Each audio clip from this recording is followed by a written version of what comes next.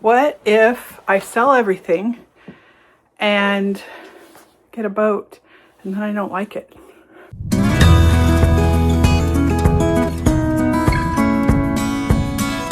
I thought I was ready to be a full-time sailor, but there's something about sailing that nobody really talks about, and if you're not careful, it can quietly ruin the dream.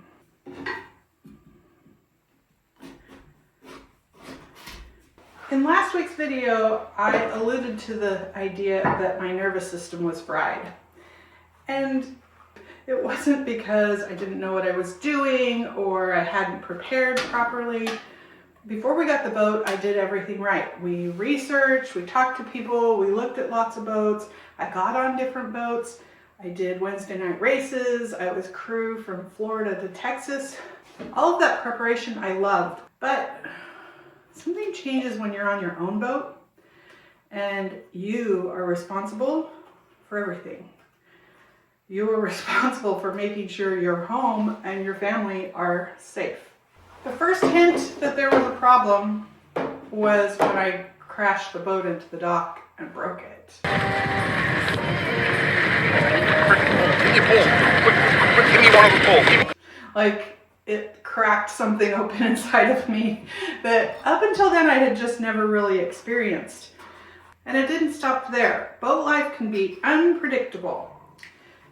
So I did what I always do. I sucked it up. I tried harder, I prepared more, I read more, and I tried to stay ahead of what might go wrong. Year by year, I just kept gripping tighter and tighter.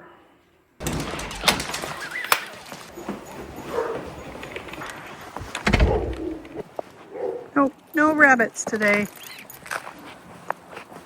I didn't have the language for what was happening at the time, but looking back, I can see now that my body was just in fight or flight all the time.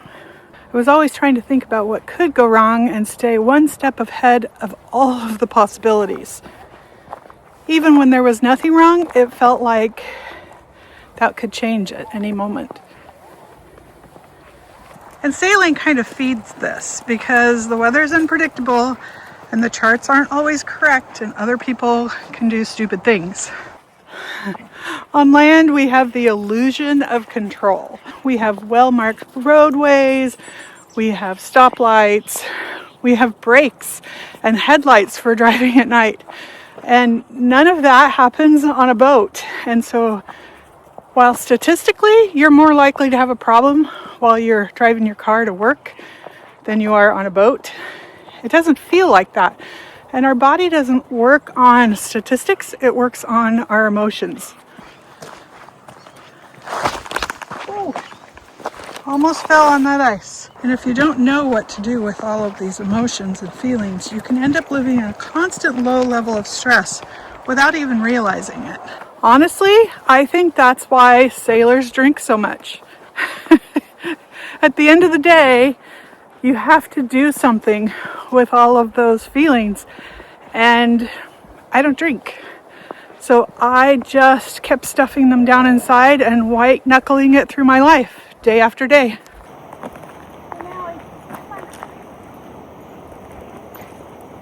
And then we lost Abigail, and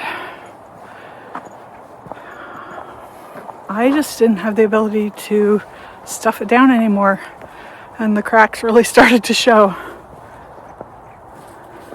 Come on. Nope, come on.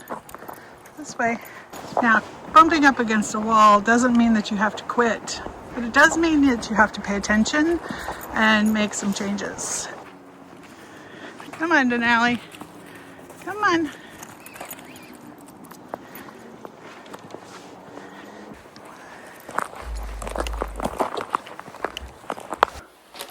And this leads us to why the question that we hear so many times is really important. What if I sell everything and get a boat and then I don't like it? This is not a dumb question, and I think that this situation happens a lot more often than we talk about in this community.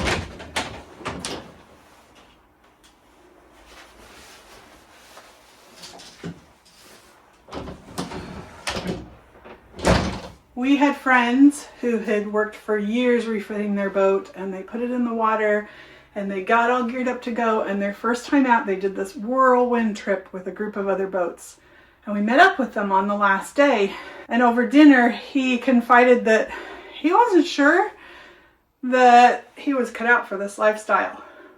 In chatting with him, what he was exhausted from was moving every single day and trying to get into places where his boat was a little too big just because the whole group wanted to go there. What was actually wrong was the way he was living the lifestyle, not sailing. We had other friends who bought their dream boat in South Africa and planned on sailing it back to the United States and living on it for a few years. By the time they got all the way back to the United States, the whole family was over it, and the boat was on the market by the time they landed in Savannah. It's okay. He belongs here. If I could go back, I wouldn't change the dream, but I would give myself permission to choose to do it easier. And that's really the key. So some of the things that I've learned is that you don't have to prove anything. I don't have to sail across an ocean if I don't want to. It doesn't make me less of a sailor. I don't have to sail in open water. Now, I actually like sailing in open water, but for any of you that are a little nervous about that, make sure that you choose a boat that can go inside on the ICW. Because we haven't gone around Hatteras yet because we don't have to, and the weather was never good. And having a boat that can stay on the protected waterway just makes things easier. I'd probably have stayed in more marinas and on mooring balls, because when you're tied up to something solid, you can stop worrying about the anchor dragging. And a couple nights of just letting go of that stress can make a difference. It's also nice to make friends with people who have more experience. We were very blessed to be able to talk with people and buddy boat with people who knew more than we did that we could learn from. And nothing's permanent. When we first started traveling full-time in our RV, we kept our house 6 years and longer than that to get rid of everything in storage. And you also don't have to do this full time. Like, we're on a break. We've been on a break for a year. Unplanned, but a lot of people plan it. They only sail seasonally. We're good friends with a couple who sails in the summer and spends their winters teaching skiing at a ski resort. So there's lots of ways to adjust and make this lifestyle work for you. This is one of the reasons why we enjoy chatting with people who are interested in this lifestyle. We want to make sure that they're able to build a dream instead of having a nightmare.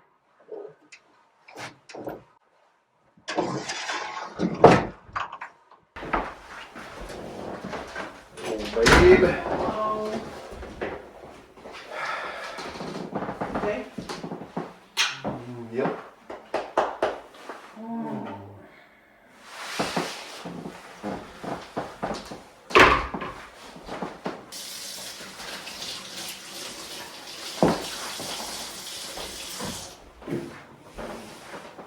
So I've been talking about managing stress and expectations for a full-time sailing lifestyle.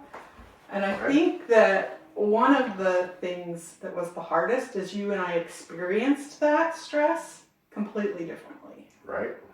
It wasn't as big a deal for me to be out in a storm or experience the stress of docking or be at anchor when a storm is coming in.